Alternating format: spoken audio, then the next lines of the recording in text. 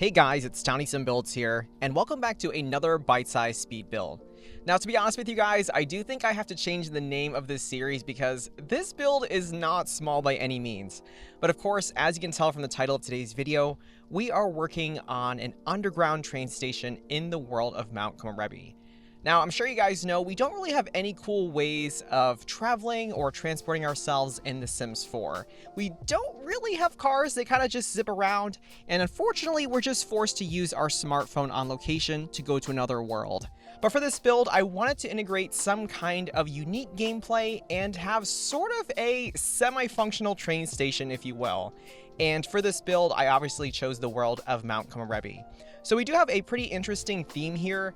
The train station itself is kind of a merging of Western train stations with more of a Japanese influence, if that makes sense. But hopefully the Japanese style of this build is still versatile in other worlds as well. If you do want to create connecting train stations and possibly just modify some bits of the exterior, I think this could be a really fun lot for your game. But anyways, here we are. I'm just kind of putting down the main shell of the build itself. I did create a little bit of an overhang moment towards the front, which was fairly characteristic of train stations I have seen in real life. Now, apart from the train station itself, this will also be a retail lot. So this will house a bookstore on the right side and also a cafe on the left as well. The fun part of this build is actually selling tickets, which I kind of had to get creative with. When we do get to the inside, you'll see that I actually use these folder objects from the Get to Work pack. So those are going to be the train tickets per se. And I imagine that if you bring your Sims there, you can pick different tickets up, you can purchase them, and then travel to your desired destination in The Sims 4. So that's kind of the gameplay element I have going here. But anyways, just speaking to the outside, I'm using a lot of Jungle Adventure. Excuse me, not Jungle Adventure. I'm using a lot of Snowy Escape, Island Living eventually, and also base game. So I do line these walkways with a lot of the Snowy Escape fence pieces and also the base game rocks as well. One thing I really do love are actually these trees from the Island Living pack, and I believe they're called 𝗧𝗛𝗡𝗞𝗦 trees. I'm probably wrong on that. But I do like the very autumnal feel that they have. They do kind of remind me of cherry blossoms as well. So I do really enjoy those objects. Now, I will say, you guys, I actually had a very hard time choosing packs for this build. Originally, you did see me use a little bit of seasons in terms of the doors and also the signage as well.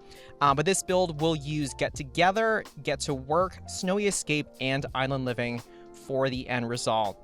Moving on to the inside now, we are looking at the central office area. So this will be where you will eventually pick up your ticket, and from there go to a variety of different places in this build. So if you are kind of using your imagination in the game, if your train ride is not quite ready yet, you can hang out at the cafe, the bookstore, or just head down to the underground train station area. But anyways, when I was researching train stations, I was coming across a lot of older, abandoned, or even more vintage retro buildings, if you will. So overall, I would say that the interior is a little bit more dated or rustic, I would say, and I definitely wanted to keep that aesthetic. This is the front desk area. I'm using a lot of the countertops from the Get to Work pack. And I will warn you guys, I do change out the lighting fixtures quite a bit in this build. I was really torn between going with a more Western look with some objects and then a more Eastern or Japanese influence as well. But eventually I do change those out. I am adding in these really cool clocks that I believe are from the Get to Work pack, and then pairing them with the signage from the Get to Work pack as well, if I do remember them correctly. So these could be different times. Maybe this could be a world clock area if you're looking at times in Paris, Tokyo, etc. And now, of course, you're seeing the little tickets come to life. I'm not really sure what train tickets look like, but unfortunately, this was one of the only objects I could find in-game that you can actually purchase if you are running a retail establishment. And I figured that the different colors could represent different destinations. So maybe orange could be Sulani, maybe green could be Henford-on-Bagley. I'm going to let you guys use your imagination with that. Now, I will say from looking at references, The amount of benches in train stations was very high, so I definitely wanted to replicate that in this build. I'm using this option from the Snowy Escape pack, and also using this little ottoman or chair object from the Island Living pack as well, but instead repurposing it as an end table. Going in, there are some additional details I do add. I really enjoy these poster sets from the Snowy Escape pack. But of course, I also change out a lot of the light fixtures. Originally, I do believe I used the Get to Work lights, but again, I think I wanted to go for a more Japanese feel here, so I do use a mixture of the Snowy Escape lights and also ones from base game, kind of giving that shoji screen appearance, if you will. Now, we're also seeing the cafe come to life. I'm using the signage from the Snowy Escape pack, and very carefully placing it in the Snowy Escape spandrel as well. Now, I will say that if you do not want to use this lot as a retail lot per se, we do have the espresso bar from the Get Together pack as well. So that is a potential option. I do think retail is probably the way to go here if you want to maximize the sort of gameplay in this build, but I will leave that up to you guys in the end. Now, on that note, I will also add in a small kitchen here as well. So if you want to sell train tickets, if you want to sell books, or if you want to sell either prepared foods or baked goods, this would be a really cool lot to do so. Now, I try to keep the kitchen fairly industrial. We are working with a super cramped space because I completely overlooked this kitchen. Yeah, I'm gonna admit that. I didn't think about having a kitchen in here originally, so the outside shell changes ever so slightly. But again, I think this is a really fun gameplay opportunity. We do have a lot of the basic fixtures here. So we do have a fridge, sink, I do have plenty of counter space, and I will add in a stove as well. And of course, these lovely anti-slip mats, I presume. I'm not really sure what they're called. But the fun part of this build, of course, is adding in all of those realistic details. So we do have a lot of Get to Work here. We do have the exit signs. I do put in a fire extinguisher, and I do use the sort of soap dispenser and paper towel object quite a bit as well. So hopefully this will be fun for your Sims if you are running this as a business. But of course, we are moving out to the cafe itself and sort of the main dining area. You guys did see I use a display case towards the right. So like I said, if you have a chef sim that wants to run the cafe, they can sell some prepared goods in that area as well. I will say the cafe is probably one of my favorite spots. I'm using these Norin screens, or Norin curtains I should say, and I do think they add a very whimsical touch to this space. I definitely want it to feel very homey and warm to be here. So again, adding lots of nice clutter everywhere, especially from the Snowy Escape pack. I really enjoyed this sort of snow ski coat rack. I'm not really sure what the right terminology is, but you guys did see it there. I figured it would be nice to enjoy a hot cup of tea, maybe some pastries, while of course taking off your heavy coats and scarves while you do dine there. Moving back to the right side now, I am working on the public restrooms. So they're honestly not anything too fancy. I'm keeping a very similar industrial style to the kitchen, but of course they were essential to gameplay, and this was probably the best area I could fit them within the build itself. So unfortunately the bookstore is just a little bit smaller. It's a very tight spot, but of course here is a look at the bathrooms themselves. And one trick I always like using is actually using taller partial walls to create the individual bathroom stalls. I'm pretty sure we do get bathroom stalls in either Discover University or high school years. Correct me if I'm wrong, I don't have all the packs, but I think you do have that object in there. But this, of course, is always my makeshift solution. Just going in now and adding some toilets, sinks. I do use the Get to Work objects once more with the soap dispenser and paper towel object, and then I also squeeze in a stainless steel trash can as well. Anyways, we are now moving on to the bookstore, and this was honestly a very hard space for me to design. It does go through some variations. I do change out a lot of the bookcases, and eventually I do have a nice window towards the back as well, which I do add in off screen. Obviously, we're working with a super narrow space, but I did want to maximize gameplay here, and you will eventually see me add in some individual books that I searched through in debug. I am currently adding in some cash registers. I completely forgot them at the front desk area, but there they are. I'm going to use this base game accent table, and this will pretty much be the display area for the books on sale. Of course, it was kind of a tedious process. I was kind of alt placing the books in the appropriate position and then shifting that accent table back. So it looks like the books are kind of laid out on display. And to my knowledge, because these are not specifically debug books, your Sims will be able to purchase them as well. Trying to enhance the display, I'm also using this either base game or Get to Work bookcase. I'm not quite sure. I do believe it's from Get to Work, but correct me if I'm wrong. But of course, I am sizing them down and placing them on top of the accent tables as well. So I do think that they kind of fill the space better. It does make the bookstore seem a little bit more better stocked, if you will. So there is that. But of course, I am pulling some debug objects. I really enjoy these book display objects from the base game, so I do put a few on the counter space just like so. And finally, we are starting to move into the underground train station area. I'm going to put in 2 staircases leading up and down from this space, but I am going to create some elevators, which are very interesting. I don't think The Sims 4 has functional elevators to my knowledge, even with different packs. I do believe the most that they do is they transport your Sims from one floor to another. Whereas in The Sims 3, the elevators functioned really well. You could go up to, individual floors or go down to certain floors. But, we have to work with what we have in game.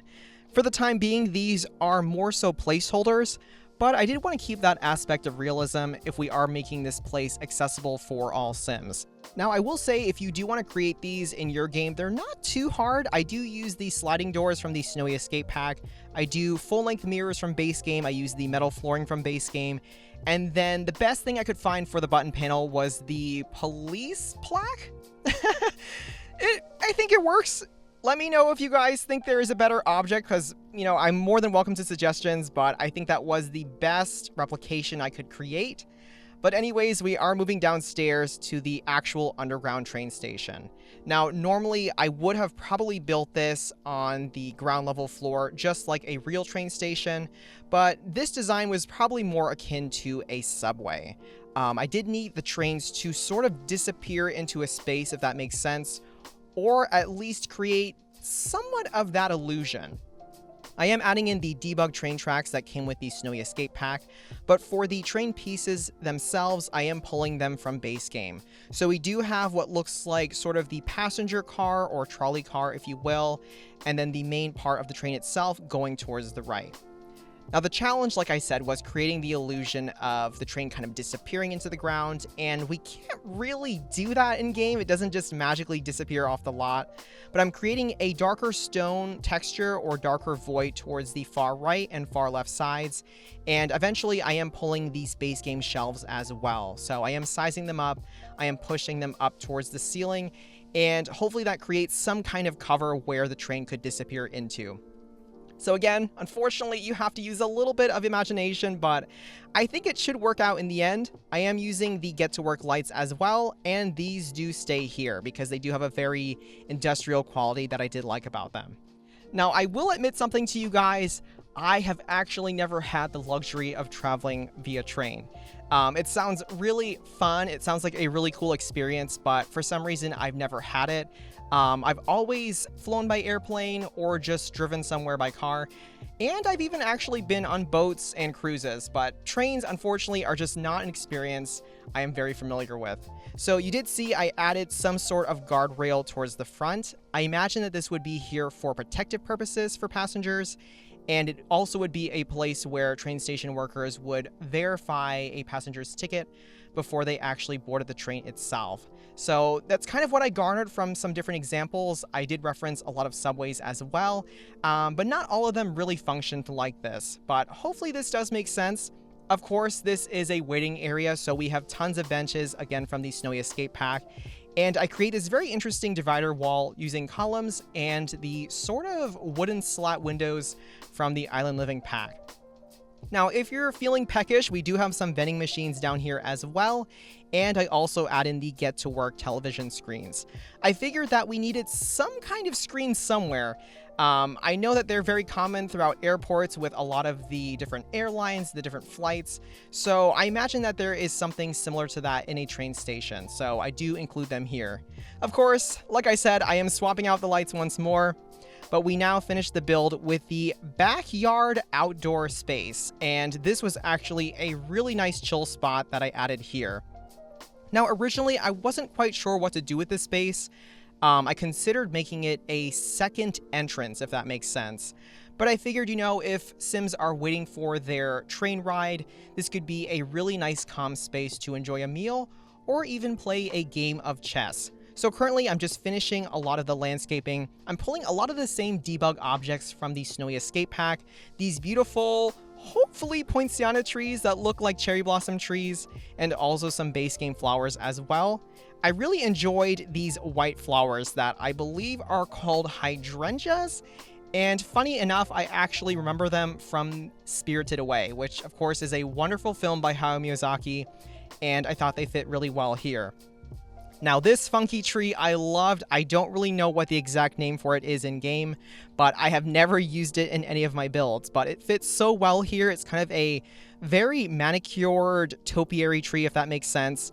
And I'm just adding a few scatters of rocks from the base game as well, just to give the lot a little bit more of a organic feel, if that makes sense. Now, of course, I'm testing out the lighting situation at night, and I'm also adding in some matching sliding doors from the Snowy Escape Pack. So I'm going to bring out some base game here, or at least I think it's base game, but we do have some umbrella-covered tables, so if you have a bite from the vending machine, if you have food from the cafe, you're more than welcome to eat it out here with your Sims. I'm also adding in these lovely flower beds from the Get Together pack, and also pairing them with the sort of crawling ivy as well, almost as if the plants have kind of overgrown that pot and started crawling up the walls. I'm also bringing in these really cool wooden pieces from the Snowy Escape Pack. They work very well as trellises, but also really nice architectural elements. And yes, as promised, we do have a chess table here, so it's just another little activity. I didn't really have anything too particular in mind for this area, but that is pretty much it for the lot itself. Alright guys, and that is a wrap on the underground train station in the world of Mount Komorebi. As always, I really hope you guys enjoyed the build, and I do hope that if you do download this lot, it adds a nice layer of gameplay in The Sims 4, especially because we don't have any concrete means of transportation in-game. On that note, this is still a no CC, no mod, limited pack build, and will be available on the Sims 4 gallery for download. I'll leave you guys now with the final lot specs, along with the final cinematic shots, so you can see how everything turned out in the end. And of course, just like always, this has been 𝗧𝗛𝗓𝗏𝗏𝗏𝗏𝗏𝗏𝗏𝗏𝗏𝗏𝗏 signing off. Thank you so much for watching, guys.